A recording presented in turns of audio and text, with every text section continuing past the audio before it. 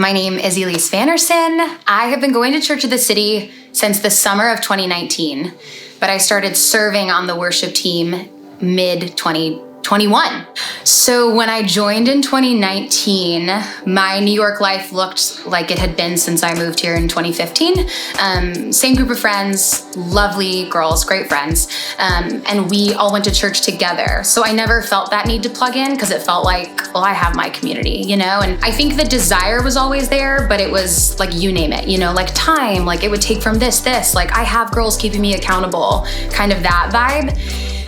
And then coming out of 2020, so many friends moved, like everything kind of got displaced and rattled.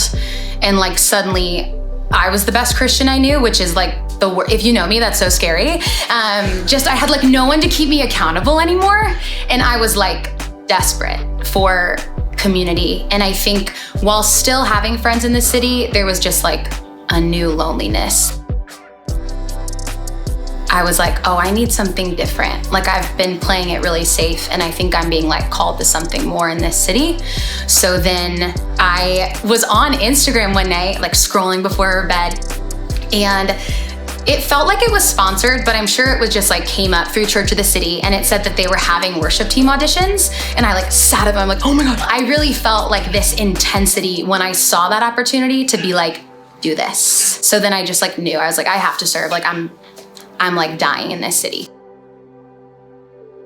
I think the posture of my heart originally was like, go where you're wanted, and I know that I can sing. So I don't know that I'd fully humbled myself yet to know that the desperation was like a closeness to the Lord, but it felt like the desperation was just, I need community. I need like affirmation that I'm on the right track. I think I was like using God's gifts, but I wasn't like fully depending on God yet. I knew I could like go in the right places to receive the right things and be like, I'm doing it right. I don't know, I'm dusting my shoulders off. You know what I mean? The desperation of needing community got me to worship team. But then once I was in worship team, that's when the posture of my heart shifted toward like, oh, Jesus, like, I need you so badly. Like, I'm actually like so depleted of you that like, I'm uncomfortable in my own skin. Like, I think you deal with imposter syndrome a lot of times, like serving in the church just by nature of like, well, I'm actually not feeling this today, but like, I have to be a leader for people. My friend Kiana like was just kind of reminding me like, hey, it's not about you. Like I'm in the congregation and she's like, of course I'm happy to see you up there, you're a friend, but like I'm worshiping Jesus, and so I think it's the Lord using people around you to plant those seeds of like, remember why we do this. It's not for like personal visibility at all. It's building the kingdom. And sometimes just standing up there in that brokenness is what people need, And so it shifted towards like being uncomfortable in his freedom, in like his freedom to like jump and dance. And I think that is the main shift as a worship leader, is that it's not like getting everything right so everyone has the best possible experience.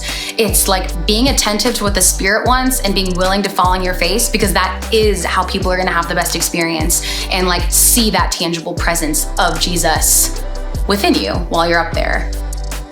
And so I feel like I joined the worship team and I was confronted. I'm still being confronted like crazy, but in a way where I'm like, Lord, this is so amazing. Like I'm kind of still shaking in my boots all the time and I'm still nervous and I'm still uncomfortable, but I'm uncomfortable because like you're doing a new thing and that's always gonna be worth it.